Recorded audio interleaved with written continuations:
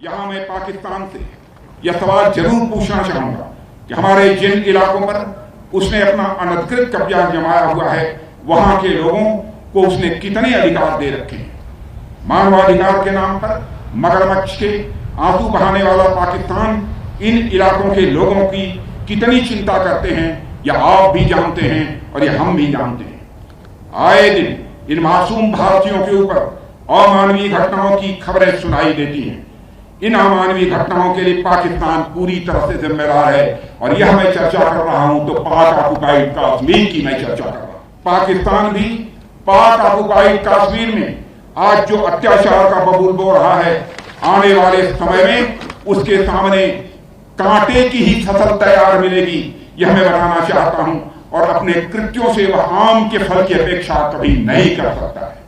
और मुझे पूरा विश्वास है कि आने वाले समय में पाकिस्तान को उसके जुल्मों का परिणाम जरूर मिलेगा, जरूर मिलेगा, जरूर मिलेगा, यह मैं विश्वास के साथ कह सकता हूं। साथियों, पाक ऑक्युपाइड कश्मीर की जनता का दर्द हमें भी सालता है।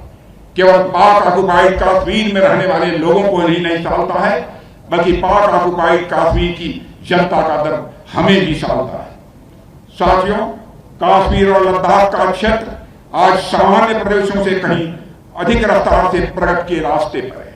हमारी यात्रा तो तब पूरी होगी जब हम 22 फरवरी 1949 को भारतीय संसद में सर्वसम्मत पारित हुए प्रस्ताव को अमल में लाएंगे और उसके अनुरूप हम अपने बाकी बचे हिस्से जैसे गिलगित और बाल्टिस्तान तक पहुंचेंगे। हमारी यात्रा तो तब पूरी होगी जब 1947 के रिफ्यूजीज को न्याय मिलेगा, जब उनके पूर्वजों की भूमि उन्हें ससम्मान वापस मिल सकेगी।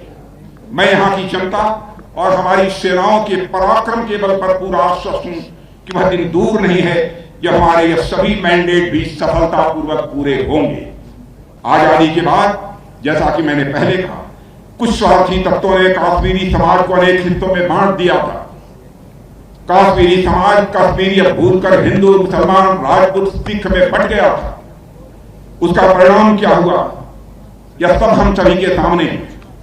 मैंने अभी इसका जिक्र किया, पर मुझे यह कहते हुए खुशी होती है कि पिछले कुछ वर्षों में कश्मीर की हो या देश की पूरी फिजा बदल गई है। मेरे बहनों भाई, लोगों में एकजुटता आई है और लोग एक दूसरे का हाथ पकड़कर आगे बढ़े हैं। आज से 75 साल पहले 1947 में ठीक इसी समय महात्मा गांधी जी जम्मू कश्मीर में आए थे और यहाँ की स्थिति को देखते हुए कहा था कि if anyone can save Kashmir, it is only the Muslims, the Kashmiri Pandit, the Rajputs and the Sikhs who can do so। यह महात्मा गांधी ने कहा था। यानी कश्मीर को अगर कोई बचा सकता है तो कश्मीर के मुसलमान, कश्मीरी के पंडित, राजपूत और सिख मिलकर ही यह काम कर सकते हैं।